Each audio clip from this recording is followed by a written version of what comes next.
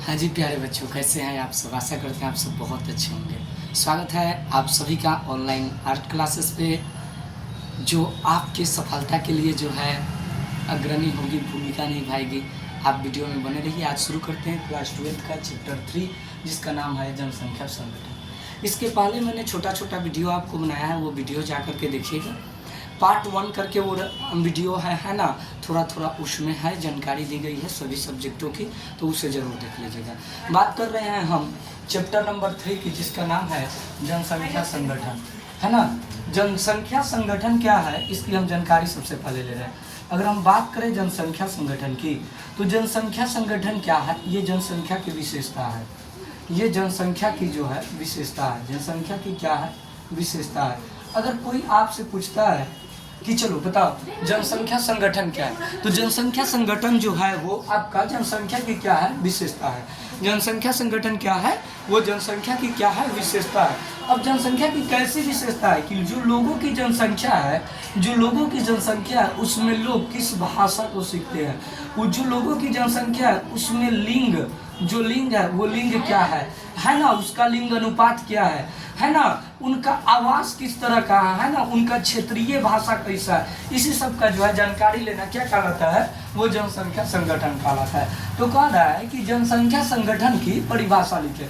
ये आपका पहला क्वेश्चन कर रहा है। इसका परिभाषा हम कैसे लिखेंगे कि किसी क्षेत्र के लोगों की जनसंख्या की विभिन्न प्रकार की विशेषताएं, जैसे उनकी भाषा, उनकी लिंग, उनके पहनावा, उनकी संस्कृति इत्यादि चीज़ों के बारे में जानकारी प्राप्त करने की प्रक्रिया को जनसंख्या संगठन कहा जाता है। जनसंख्या संगठन चैप्टर का ही नाम है। तो जनसंख्या संगठन से हमारा क्या मतलब हुआ कि जनसंख्या संगठन एक्चुअली है क्या, एक शब्द में आप याद कीजिए, लोगों की जो जनसंख्या है, जनसंख्या की विशेषता, जनसंख्या की विशेषता को हम जनसंख्या संगठन कहते हैं। क्लियर हुआ बात। जनसंख्या की विशेषता को जनसंख्या संगठन कहते हैं। और जनसंख्या में किस तरह की विशेषताएं, यानी कि जो लोग हैं उनकी भाषा कैसी है ना, उनकी जो अपनी भाषा है वो किस भाषा में बातचीत करते हैं, उनकी संस्कृति क्या है ना, इन सब चीज़ों के बारे में जो है जानकारी लेना क्या कहलाता है, जनसंख्या संगठन कहलाता है। आगे कहता है कि लिंग अनुपात क्या है।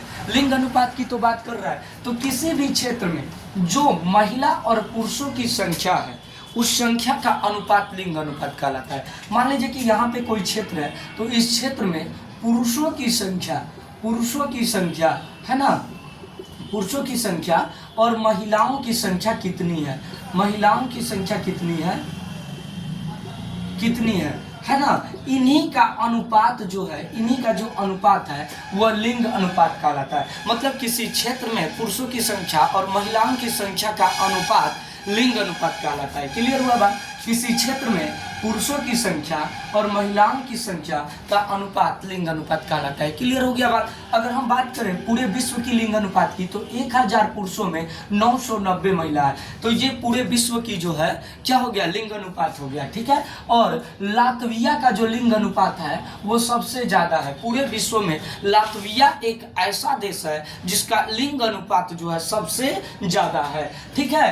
तो लिंग अनुपात की परिभाषा क्या होती है, किसी क्षेत्र में पुरुषों की संख्या और महिलाओं की संख्या, पुरुषों की संख्या और महिलाओं की संख्या का अनुपात ही लिंग अनुपात कहलाता है। क्लियर हुआ बात। अब एक महत्वपूर्ण चीज की बात करेंगे कि लिंग अनुपात का प्रकार है ना, लिंग अनुपात का प्रकार, लिंग अनुपात का प्रकार। तो लिंग अनुपात जो है दो प्रकार के होते हैं।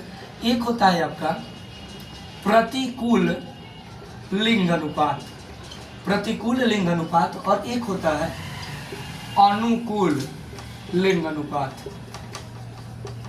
एक होता है प्रतिकूल लिंग अनुपात और एक होता है अनुकूल लिंग अनुपात। अब प्रतिकूल लिंग अनुपात क्या है, किसी क्षेत्र का अगर लिंग अनुपात में महिलाओं की संख्या कम है, किसी क्षेत्र के लिंग अनुपात में महिलाओं की संख्या कम है पुरुषों की तुलना में, तो उसको कहेंगे प्रतिकूल लिंग अनुपात। क्लियर। किसी क्षेत्र में अगर महिलाओं की संख्या कम है पुरुषों की तुलना में, तो उसको कहेंगे प्रतिकूल लिंग अनुपात। और किसी क्षेत्र में महिलाओं की संख्या पुरुषों की संख्या से ज्यादा है ना, अधिक है, तो उसको कहेंगे अनुकूल लिंग अनुपात। अनुपात। तो लिंग अनुपात के कितने प्रकार हो जाते हैं? 2 प्रकार हो जाते हैं। क्लियर हुआ बात?